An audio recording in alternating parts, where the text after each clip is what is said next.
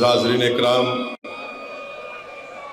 बुज़ुर्गाने कौम और मिल्लत, मेरी इज़्ज़तदार माँ और बहनों, गयूर नौजवान साथियों, पसे पर्दा बैठकर सुनने वाली मेरी माँ और बहनों,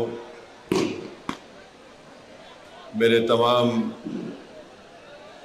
मजलिसी रुफ़क़ा, शेनशीन पर तशरीफ़ फरमा महाराष्ट्र के मजलिस इत्तेहादुल मुस्लिमीन के सदर वो साबिक़ा रुकने पार्लिमान मोहतरम जनाब सैयद इम्तियाज़ जलील साहब, मालेगांव के नौ मुंतखब शुदा रुकन असम्बली मुफ्ती इस्माइल साहब, अब्दुल मालिक साहब, डॉक्टर खालिद साहब, औरंगाबाद के नासिर सिद्दीकी साहब और शेनशीन पर तशरीफ़ फरमा मुअज़्ज़िज़ हाज़रीन इकराम, बुज़ुर्गाने कौम और मिल्लत, उलेमा और मशाइख़ीन उज़्ज़ाम,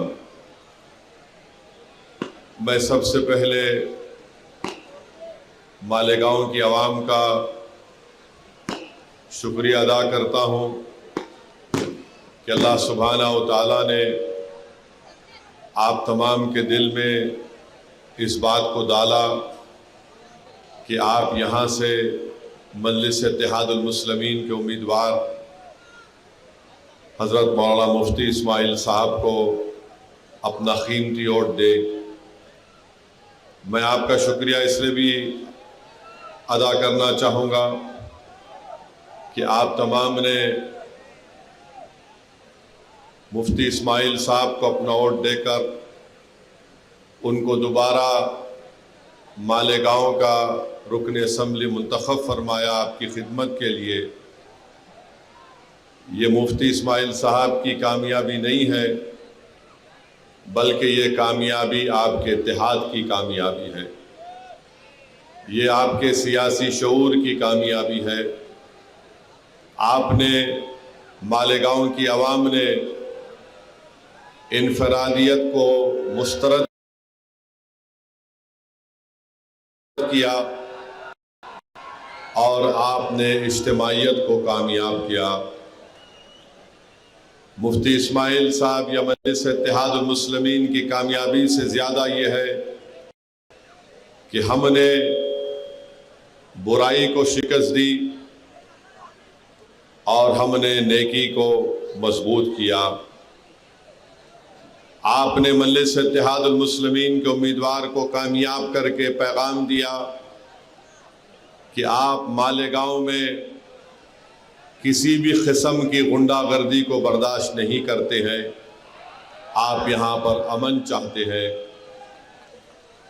आपने अपने एक एक वोट को पतंग के निशान पर बटन दबाकर ये बता दिया कि हम बटन तो दबा रहे हैं पतंग के निशान पर, मगर हम नहीं चाहते कि जो बटन और पाउडर का कारोबार करने वाले लोग हैं, जो हमारे बच्चों की ज़िंदगियों को बर्बाद कर रहे हैं, हम उन लोगों को वोट नहीं देंगे।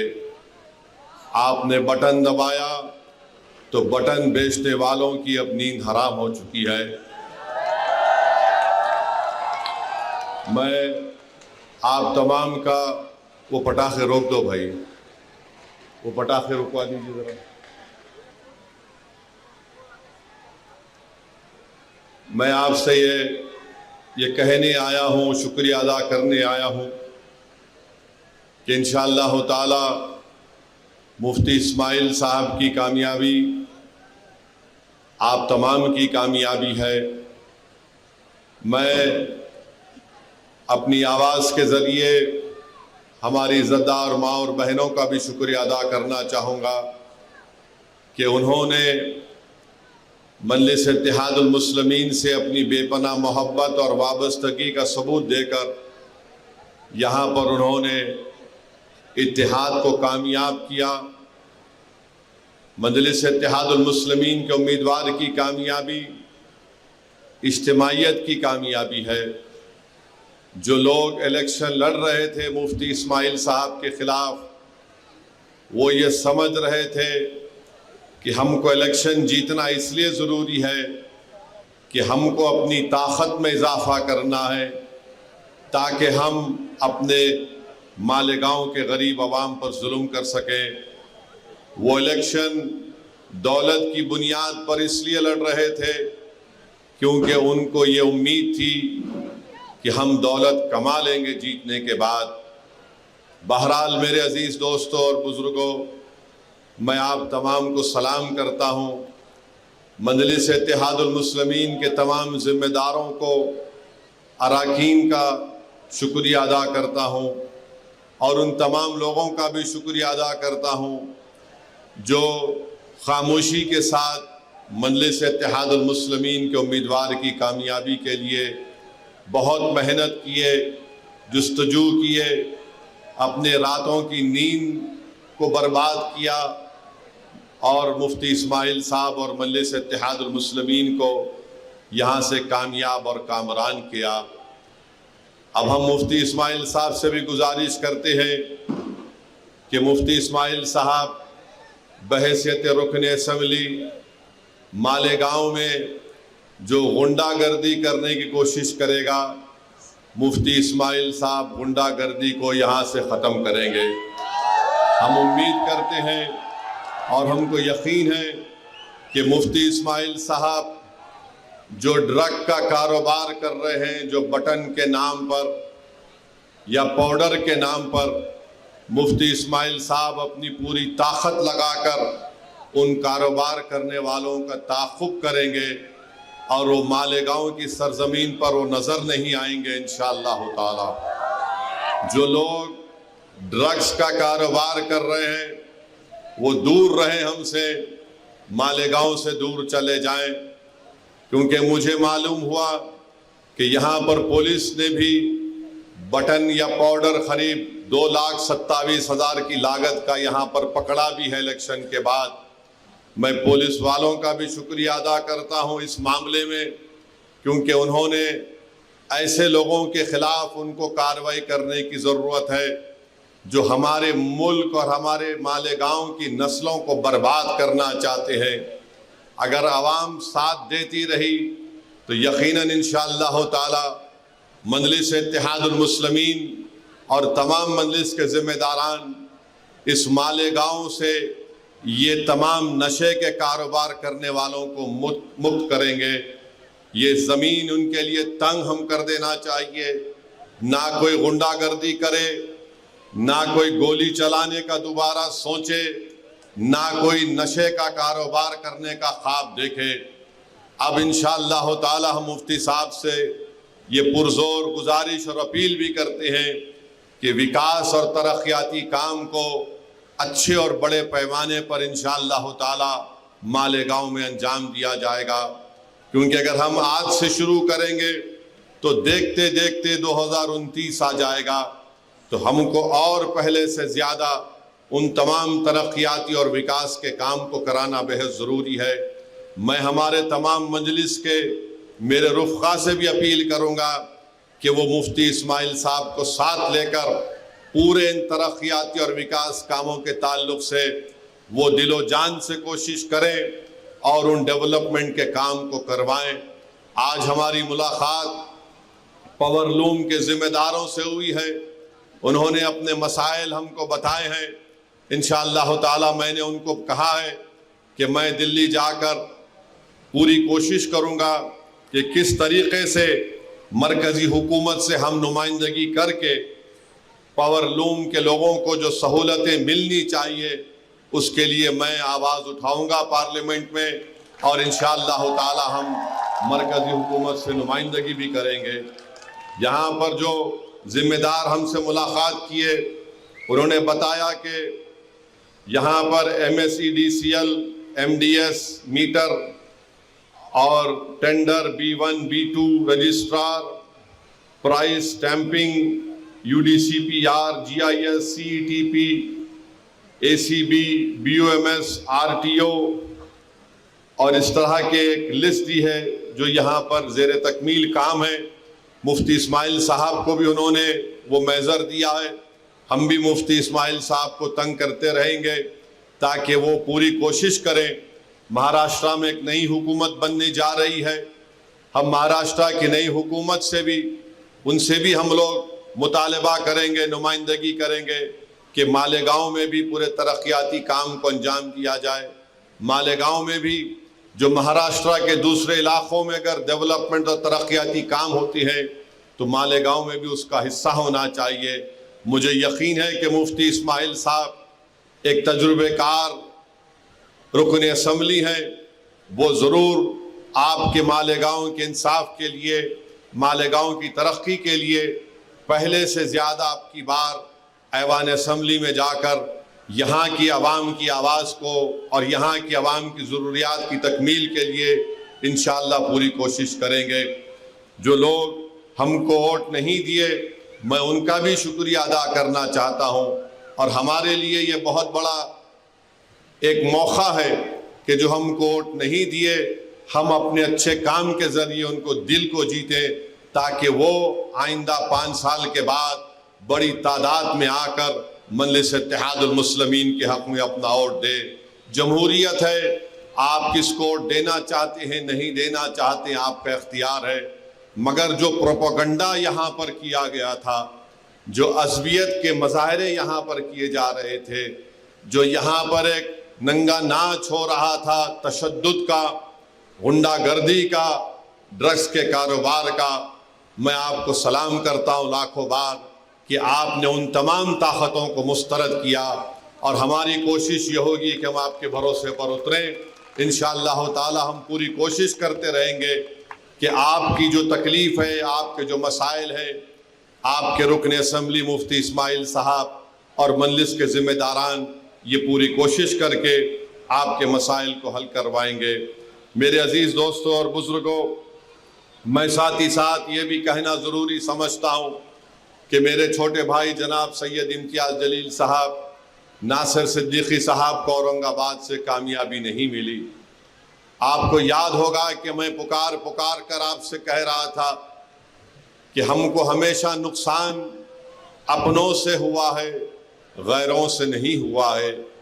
आज औरंगाबाद में अगर चंद वोटों से इम्तियाज़ जलील साहब की कामयाबी नहीं हो सकी, तो आप उठा कर देख लीजिए कि जो बीजेपी के इशारे पर इलेक्शन लड़ रहे थे, जिनको पूरी मदद दी गई थी बीजेपी की तरफ से, जिनका मकसद एक ही था कि महाराष्ट्र की विधानसभा में सैयद इम्तियाज़ जलील और नासिर सिद्दीकी ना जाएं, मगर औरंगाबाद की आवाम ने ये देख लिया कि कौन उनका हमदर्द है और कौन उनका दुश्मन है।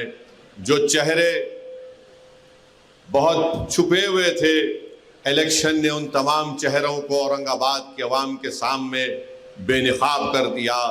जो बड़े अपने आप को मुत्तकी और परहेजगार दिखाते थे, मगर उनके चेहरे मालूम हो गए कि कितने दागदार उनके चेहरे हैं, कि उन्होंने अपने ज़मीर को बीजेपी के चौखट पर उसको बेच दिया।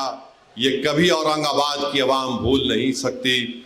मुझे इस बात की तकलीफ़ है कि इम्तियाज़ जलील और नासिर सिद्दीकी की कामयाबी नहीं हो सकी, मगर इंशाअल्लाह ताला हम पुरुम्मीद हैं, मेहनत करेंगे औरंगाबाद में दोबारा, और इंशाअल्लाह ताला दोबारा वहाँ से मजलिस इत्तेहादुल मुस्लिमीन और इम्तियाज़ जलील को अल्लाह सुब्हानहू ताला नबी करीम सल्लल्लाहु अलैहि वसल्लम के सदक़े तुफ़ैल में इनको दोबारा वहाँ से रुकन असम्बली मुंतखब करके आवाम की नुमाइंदगी करने का मौका इनायत फरमाएगा। मगर आप जानते हैं कि यही इम्तियाज़ जलील थे, पार्लियामेंट का इलेक्शन 4 महीने पहले हारा, मगर जब नामूस रिसालत का मसला पैदा हुआ तो इम्तियाज़ जलील ने ये नहीं सोचा कि मैं अभी मेंबर ऑफ पार्लियामेंट नहीं हूँ। इम्तियाज़ जलील ने बहैसियत महाराष्ट्र के मजलिस इत्तेहादुल मुस्लिमीन के सदर के इस चीज़ को उठाया, और जो लोग रसूल अल्लाह सल्लल्लाहु अलैहि वसल्लम की शान में गुस्ताखी करना चाहते थे, इम्तियाज़ जलील ने एहतजाज, सदा एहतजाज को बुलंद किया, और पूरे महाराष्ट्र की एक तारीख में एक पुरअमन एहतजाज निकाला गया। मैं शुक्रिया अदा करना चाहूँगा हमारे धूलिया के फारूक शाह साहब का। बेहतरीन इलेक्शन कैंपेन फारूक शाह साहब ने किया, बेहतरीन काम धूलिया के गली कूचों में जनाब फारूक शाह साहब ने किया। ये अल्लाह की क्या मर्जी थी, अल्लाह बेहतर जानता है। उनकी कामयाबी नहीं हो सकी। मुझे यकीन है कि फारूक शाह अपने घर में बैठने वाला नहीं है, वो निकल कर धूलिया की आवाम की खिदमत करते रहेंगे और इंशाअल्लाह ताला दोबारा वहाँ से मुंतखब होकर जाएंगे। मुझे अफसोस इस बात का है कि शोलापुर से फारूक शाबदी पिछले 3 साल से मेहनत कर रहे थे। बहुत कुर्बानियाँ फारूक शाबदी ने दी। उनके घर में उनके बेटे की तबीयत खराब हो गई, बहुत तबीयत इतनी ज़्यादा ख़राब हो गई थी, उसके बावजूद भी फारूक शाबदी कभी बम्बई में अपने बेटे के इलाज के लिए, तो जैसा तबीयत अच्छी होती दौड़कर शोलापुर को फारूक शाबदी आ जाते। फिर एक ऐसा वक्त भी आया कि उनके वालिद की तबीयत इतनी ख़राब हो गई, मगर फारूक शाबदी ने अपनी वालिद की भी खिदमत की और शोलापुर की आवाम की खिदमत की।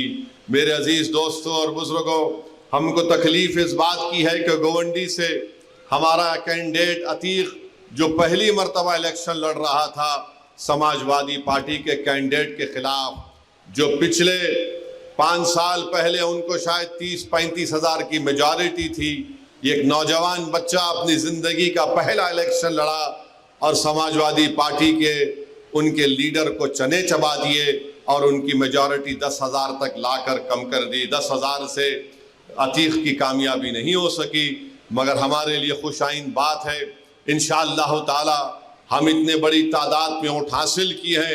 इससे एक पैगाम ये मिलता है कि महाराष्ट्र में मुसलमानों ने तय कर लिया है कि मजलिस इत्तेहादुल मुस्लिमीन ही हमारी सियासी आवाज़ बन सकती है। मैं शुक्रिया अदा करता हूँ और इंशाअल्लाह ताला जो महाराष्ट्र के मुसलमान अपनी एक सियासी क़ियादत के लिए बेचैन है और प्यासा है, मजलिस इत्तेहादुल मुस्लिमीन इंशाअल्लाह ताला ज़रूर उनके ख्वाबों को पूरा करेगी। आपकी क़ियादत है और मजबूत होगी इंशाअल्लाह ताला। मैंने पहले भी किया और आज भी कह रहा हूँ, महाराष्ट्र की सियासत में अगर कोई मुसलमानों का लीडर और कायद है तो उसका नाम सैयद इम्तियाज़ जलील और मुफ्ती इस्माइल है और इससे कोई इनकार नहीं कर सकता। हाँ, तुम इलेक्शन जीत के आए हो मगर क़यादत का तुम दावा नहीं कर सकते। क़यादत का दावा अगर कोई करेगा जिसके पीछे आज महाराष्ट्र के 11% मुसलमान खड़े हैं मजलिस इत्तेहादुल मुस्लिमीन के खिलाफ, वो इम्तियाज़ जलील और मुफ्ती इस्माइल साहब हैं। मैं आपसे अपील कर रहा हूँ कि हमको अपनी जमात को और मजबूत करना है। डरने और घबराने की ज़रूरत नहीं है। जिस किसी की हुकूमत बनती है बनने दीजिए, मगर मुझे यकीन है कि मजलिस इत्तेहादुल मुस्लिमीन के रुकन असम्बली मुफ्ती इस्माइल साहब बेबाक तरीक़े से गरीब और मज़लूम आवाम की आवाज़ को उठाएंगे और इंशाअल्लाह ताला आपके मसाइल को हल कराने की वो पूरी कोशिश करेंगे। मेरी आपसे गुजारिश है कि आप मुफ्ती इस्माइल साहब की सेहत के लिए भी दुआ फरमाइए। मगर मालूम भी हुआ कि कल मुफ्ती इस्माइल साहब कहीं पर बैठकर कलेजी खा रहे थे।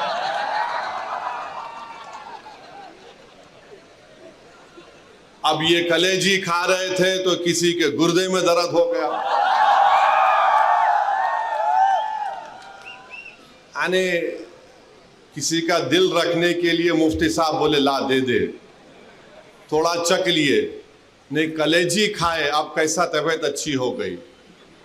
अरे भाई, तुम्हारे कलेजे को क्या हुआ, तुम्हारे दिल को क्या हुआ, उसको साफ कर लो, तुम्हारे कानों को साफ कर लो और इस बात को यकीन कर लो कि अब तुम्हारी गुंडागर्दी चलने नहीं देंगे इंशाअल्लाह ताला। हमारी कोशिश ये होगी कि मालेगांव में और इत्तेहाद मजबूत हो। तुमने जो हर घर में मालेगांव में दीवार उठाने की कोशिश की, उन छोटी छोटी दीवारों का सदुद्दीन ओवैसी बुनियाद के साथ उखाड़ कर हम फेंक देंगे इंशाअल्लाह ताला।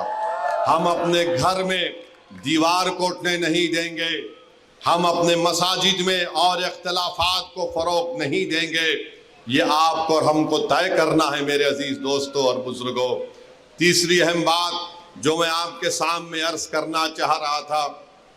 आज औरंगाबाद में मीडिया के लोगों ने मुझसे पूछा कि आरएसएस के सरसंघचालक मोहन भागवत ने यह कहा कि किसी भी आबादी का पॉपुलेशन गिरना खतरे की बात है, और उन्होंने कहा कि कम से कम 3 बच्चे पैदा करो। और मीडिया ने मुझसे कहा कि आप इस पर कोई तबसरा करिए। तो मेरे अजीज दोस्तों और बुजुर्गों, हमारे मीडिया के लोग भी हैं, और माशाल्लाह से पुलिस आज फिर नोटिस दी मेरे को।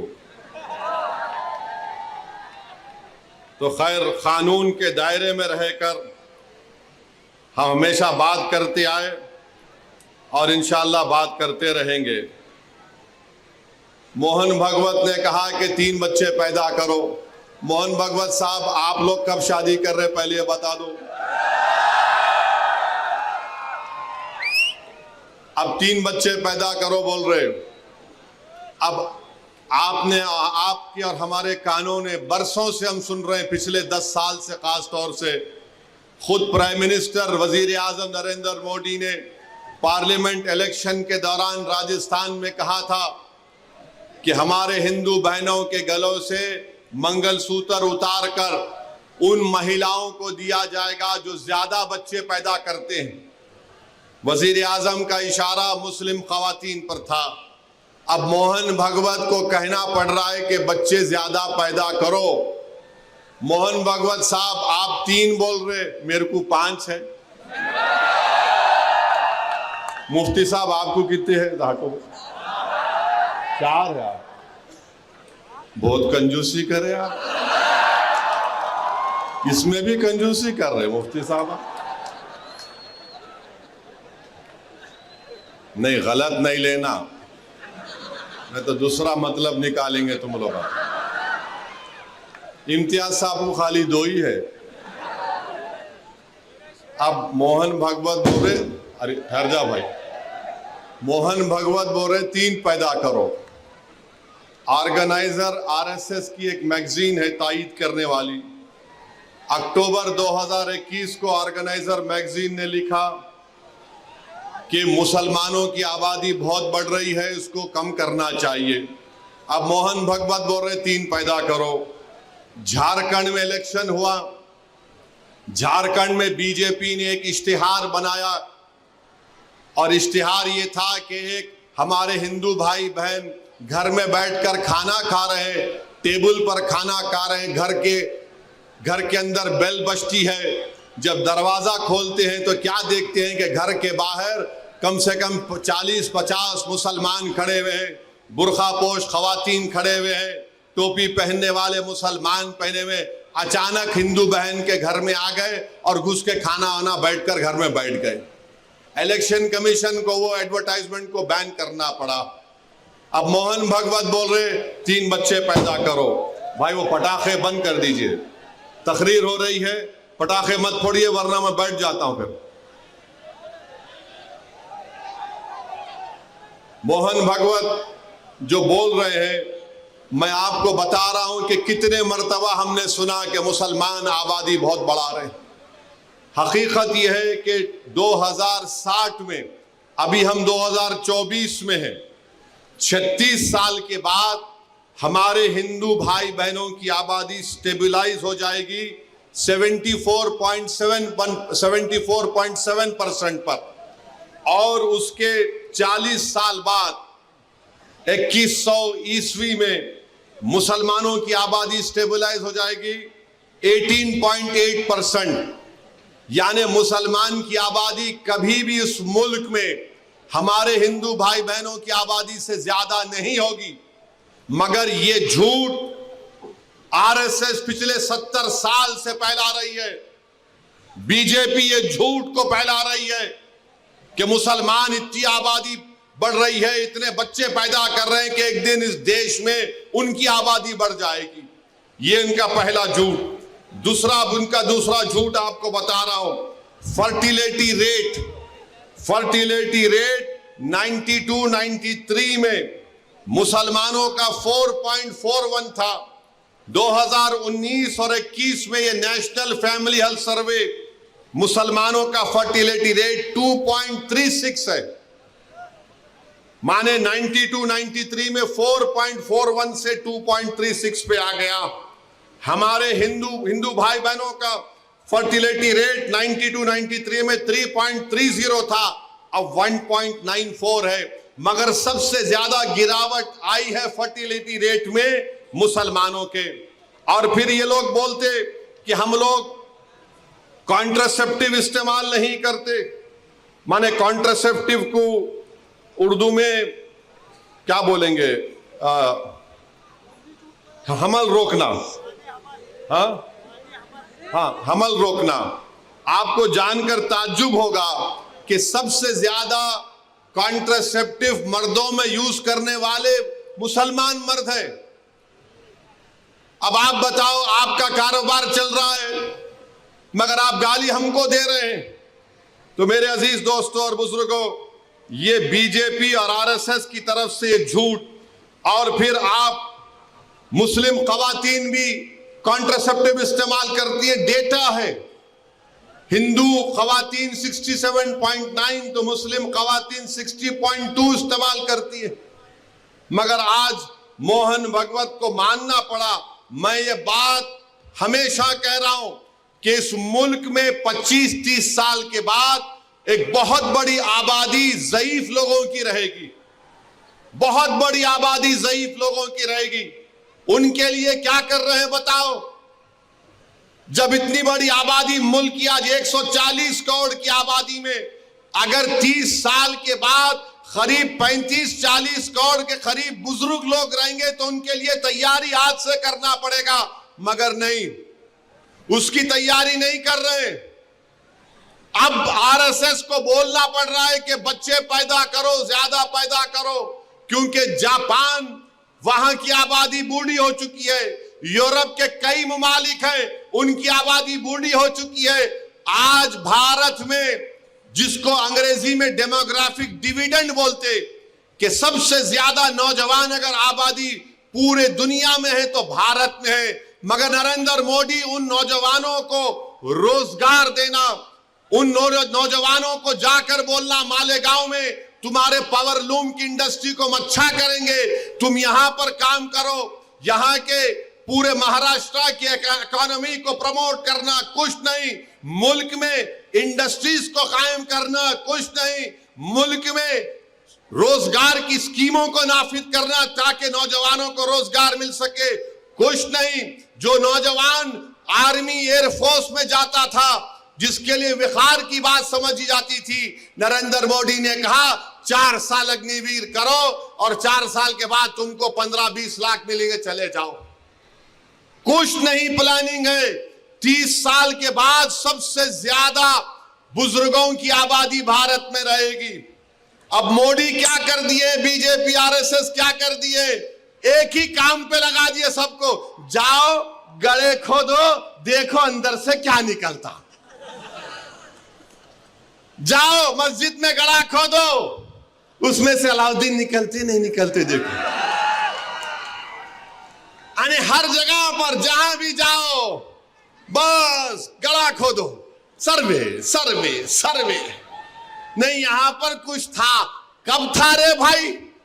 नहीं, 500 साल पहले था। अम्मा, तेरे को कैसे मालूम 500 साल पहले था? नहीं था, हम सुने। अरे हम भी सुने नहीं था, क्या करेंगे तुम? संभल की मस्जिद आप बताइए, 500 साल पहले वहां पे मस्जिद नहीं थी। अरे मेरे भाई, 500 साल पहले अगर तुम जाओगे तो मैं तुमको 2000 साल पहले लेके जाऊंगा। जैन और बौद्ध मजहब के लोग भी खड़े होकर बोलेंगे यहां पर भी हमारी मजहब इबादत गाहें थे। हम भारत को विकसित भारत बनाना चाहते हैं, नहीं बनाना चाहते, मगर भारत को 500 साल पीछे लेके जाना चाहते। अरे वो मुल्क, वही मुल्क ताकतवर बनेगा जो आगे देखेगा। मगर नहीं, नरेंद्र मोदी 1526 पे नजर है। अरे मोदी, नजर रखो, विकसित भारत का तो तुम नाम लेकर झूठ बोलते हो। अरे तुम नजर रखो कि 70 साल के बाद इस देश में क्या होगा, इस देश में गरीबी कितनी बढ़ जाएगी, मगर उसके बारे में फिक्र नहीं। संभल की मस्जिद का मसला खड़ा कर दिए। और क्या मसला है संभल की मस्जिद का? कोई, रुक जाओ भाई, वो कुर्सियां छोड़ दीजिए, कुर्सियां भाई डिस्टर्ब मत करिए, थोड़ी देर के लिए सुनिए। एक पद, रुक जाइए भाई, जो कौन है, थोड़ी देर के लिए रुक जाइए। संभल की मस्जिद में जो लोग कोर्ट को गए, वो कोर्ट में ये बोलकर गए कि हमको मस्जिद के अंदर जाने का परमिशन मिले।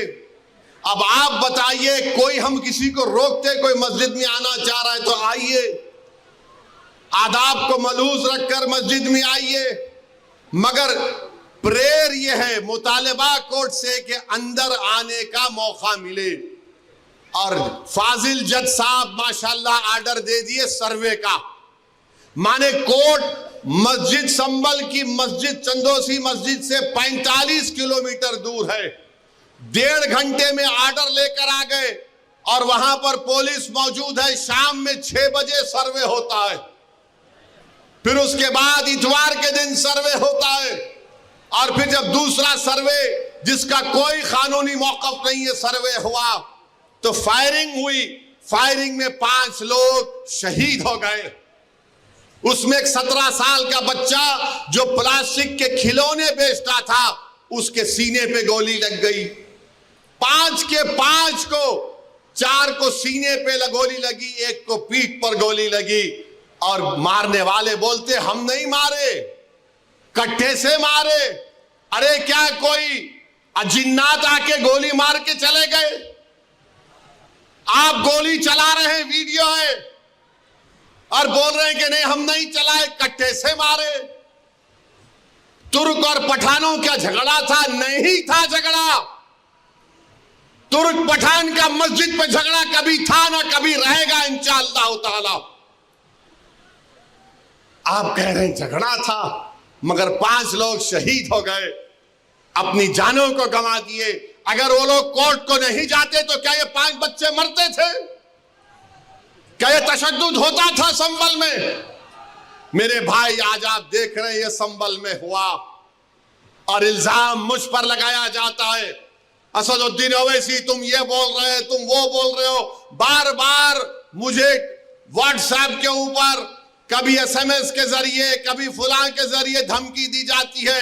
अरे जालिमों, याद रखो, मैं मस्जिद बचाने के लिए, खानखाहों को बचाने के लिए, दरगाहों को बचाने के लिए, वक्फ की जायदाद को बचाने के लिए, जमहूरियत को बचाने के लिए, कानून की बालादस्ती के लिए, इंसाफ के लिए मैं एक बार नहीं 1000 मर्तबा मरने को तैयार हूं। तुम क्या करोगे बताओ?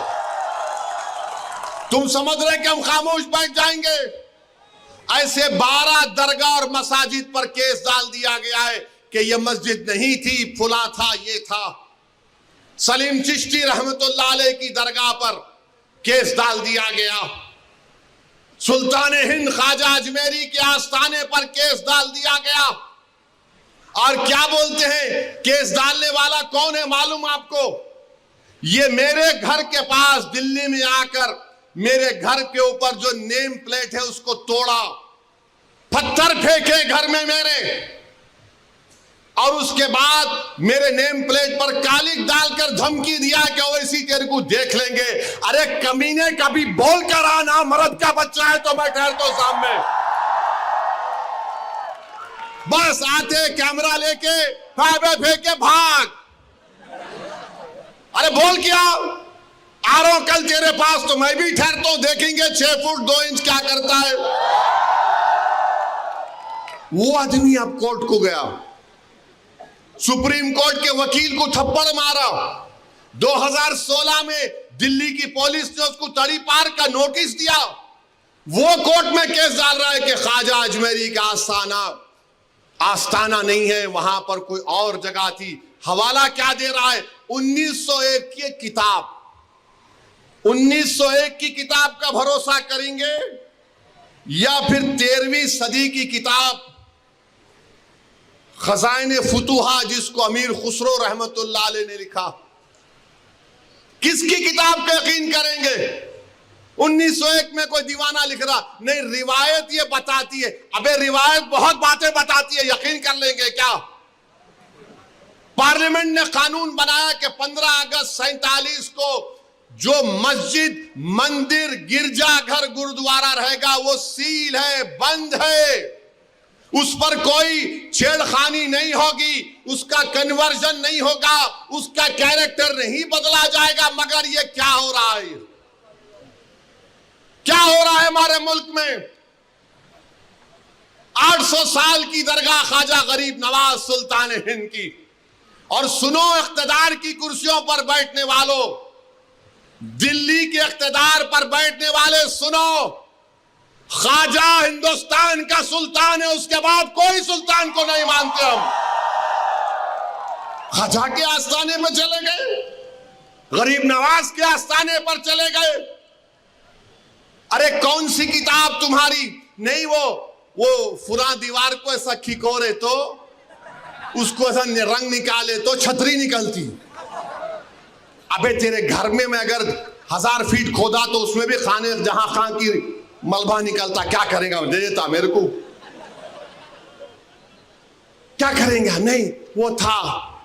याद रखो, ये मुल्क कमजोर हो जाएगा। 5 बच्चों की जानें चले गई, वो मरे नहीं, वो शहीद है। तुमने उनको गोली मारकर उनका कत्ल किया है, तुम कातिल हो। तुमने गरीब माँ बाप को अपनी औलाद से महरूम कर दिया है। अरे ये मीडिया को लीक करते नहीं, वो पत्थर फेंक रहे, वो फुला कर रहे। अरे मस्जिद है, अल्लाह का घर है, तुमको क्या राइट देता है? किसी भी इबादतगाह पर अगर तुम जाओगे तो लोग क्या खामोश बैठ जाएंगे?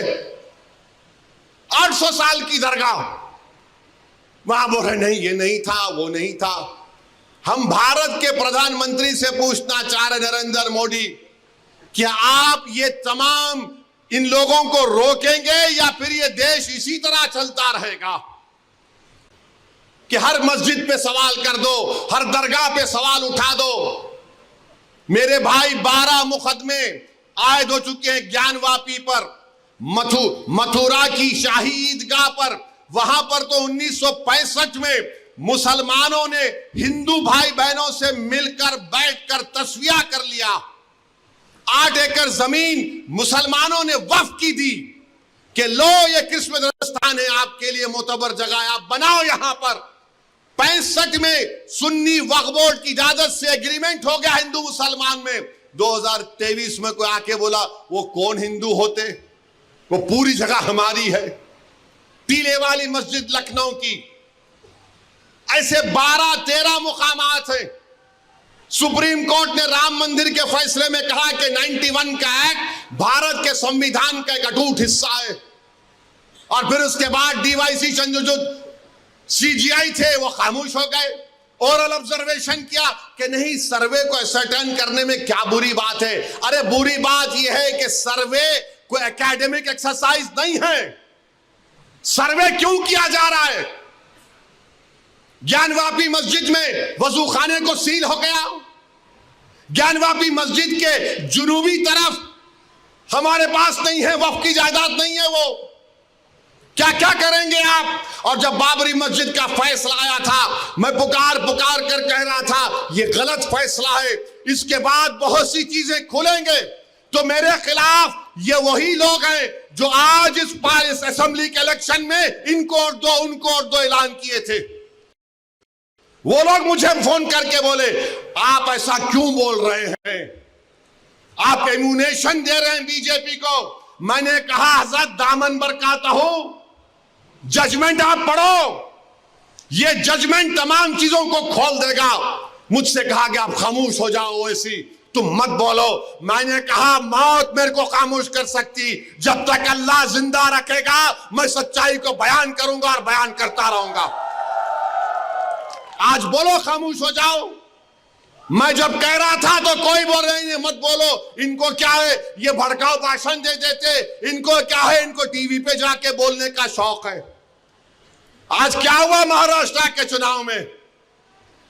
क्या बीजेपी ने क्या कहा जा जाकर? आज हमारे पास करण जैसे, क्या नाम है, यूसुफ पुंजानी आकर तकरीर करके गए, मैं इलेक्शन जीतने का हार गया। उन्होंने कहा कि बीजेपी ने पूरे महाराष्ट्र में प्रचार कर दिया कि फतवा जीतेगा या भगवा जीतेगा। बताओ ये कौन है लोग? अरे आपको अगर इलेक्शन लड़ना है लड़ो, आगे बढ़ो, सिर्फ बैठकर ऐलान करने से नहीं होता, इलेक्शन लड़ो, मालूम होता आपको कैसे वोट हासिल करना पड़ता है। एक आलिम दीन मुफ्ती इस्माइल आपके सामने जो इलेक्शन लड़ रहा भी है, मिंबर रसूल पर आपको अच्छाई को बयान भी करता है और चुनाव भी लड़ता है, मगर यह क्या बात है कि इलेक्शन आएगा इनको वोट दो, उनको वोट दो। अरे आप लड़ो, आप नहीं लड़ सकते तो अपने दामाद को लाओ, चलो लड़ो ना, क्यों नहीं रोकते? नहीं, हम इनको बोलेंगे, उनको बोलेंगे। क्या हुआ? आपने बीजेपी को हैंडल दे दिया। यूसुफ पुंजानी कह रहा है कि बीजेपी गली गली जाकर ऐलान कर दी कि फतवा जीतेगा या भगवा जीतेगा। अरे जब सियासत नहीं आता करना तो मत करो, दुआ करो या हिकमत अमली से इख्तियार करो। नहीं, हमको सब चीज होना। देख लिए क्या हुआ? अब किधर हैं आप, किधर है नहीं मालूम। कहां है वो लोग जो औरंगाबाद में बोले थे इम्तियाज जलील कोर्ट मत, उस समाजवादी पेंडेंट कोर्ट तो बोले थे अरे चेहरा दिखाओ औरंगाबाद के अवाम के सामने तुम। अरे लिफाफों पे जिंदगी गुजारने वालों, शर्म से डूब पड़ो तुम। मेरे घर को आए थे, मेरे घर को आए थे हैदराबाद को, बगैर बोले मेरे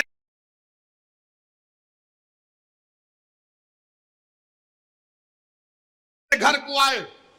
मैं वक्फ के बिल की मीटिंग में जा रहा था, पलट मेरा गार्ड फोन करा के साहब इतने लोग आए, मिला, घर पे आए तो मैंने कहा कि मेरा घर इतना बड़ा नहीं है, आप लोग 20 लोग ले लीजिए, को बिठा, वो बात करे, बात करा, लेटर लिख के दिए को, टिकट दो, मैं गौर करूंगा। फिर जाने से पहले कि अंग्रेजी कुरान का तर्जुमा जो टर्की छपा हुआ है उसकी 4 कॉपियां इन जिम्मेदारों को दिया कि आप मेरे घर को आए, ये एक अल्लाह के वली की कुरान का तर्जुमा है। एक एक हाथ में दिया तो औरंगाबाद जाके बोले हम घर को गए थे, हमारे को चाय तक नहीं। अरे आप पहले से बोल देते तो नान खलिया खिला देता मैं। मेरे को नहीं मालूम था कि तुम मेरे घर को खाना खाने आ रहे। कुरान करीम दिया ना हाथ में, अल्लाह का कलाम तुम्हारे हाथ में दिया, तुमको उसका भी लिहाज नहीं है और तुम दावा करते हो कौम का। बहुत बोल सकता हूं, याद रखो मेरी जबान को लगाम नहीं है, तुम्हारा घर से निकलना महाल कर दूंगा मैं यहां पे। मेरे भाई इमाम शाफई मुफ्ती साहब बैठे हुए, इमाम शाफई रहमतुल्लाह अलैह का जमाना है। एक दौलतमंद ने कहा कि अगर अल्लाह मेरे को बेटी देगा तो जब उसकी शादी करूंगा दीन और दुनिया की दौलत उसको दूंगा। जब बेटी की शादी का मौका आया उलमाए किराम के पास गया, उलमाए किराम ने कहा कि नहीं तू नहीं दे सकता, दीन और दुनिया की दौलत तो कैसे देगा, तेरी कसम गलत हो गई। इमाम शाफई के पास गए, इमाम शाफई बोले बहुत आसान है।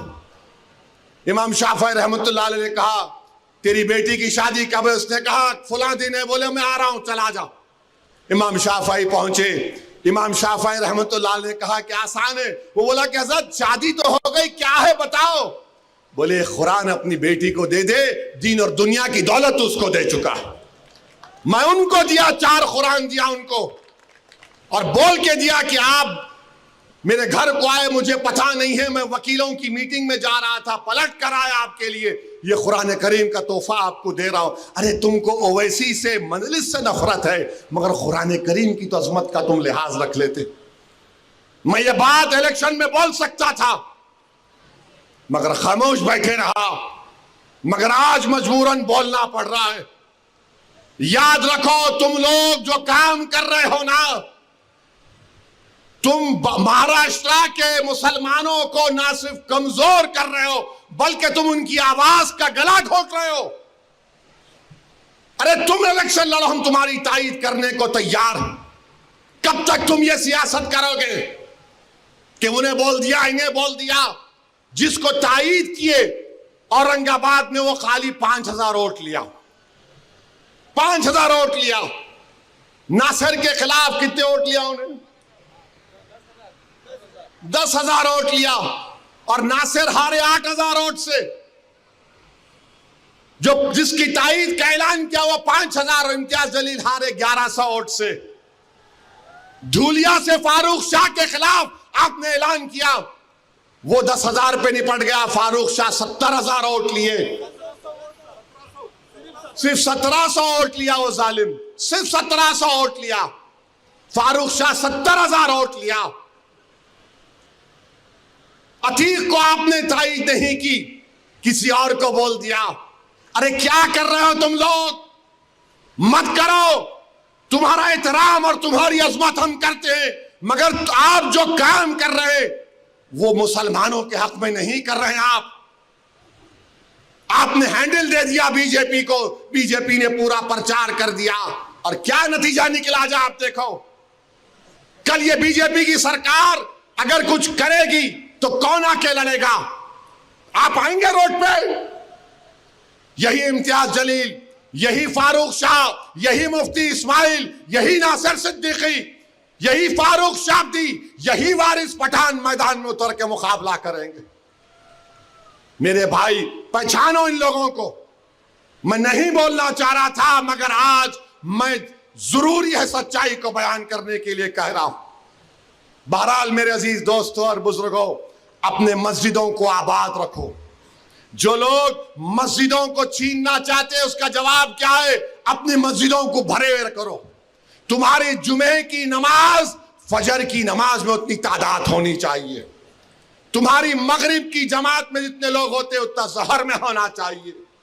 दरगाहों को आबाद रखो, खानखाओं को आबाद रखो। दरगाह और खानखाओं पर अल्लाह के नाम पर दिल पर ज़रब मारते रहो। डरने और घबराने की जरूरत नहीं है। जो ताकतें मस्जिदों को छीनना चाहती हैं, अल्लाह कुरान में फरमा दिया ये सबसे बड़े जालिम हैं, ये सबसे बड़े जालिम हैं। अब ख्वाजा अजमेरी के आस्थाने तक आप पहुंच गए, सलीम चिश्ती के आस्थाने पर पहुंच गए। याद रखो जालिमों, ये वो सूफिया इकराम है जो बादशाहों की तरह दौलत नहीं थी। एबीपी माझा, उघडा डोळे बघा नीट।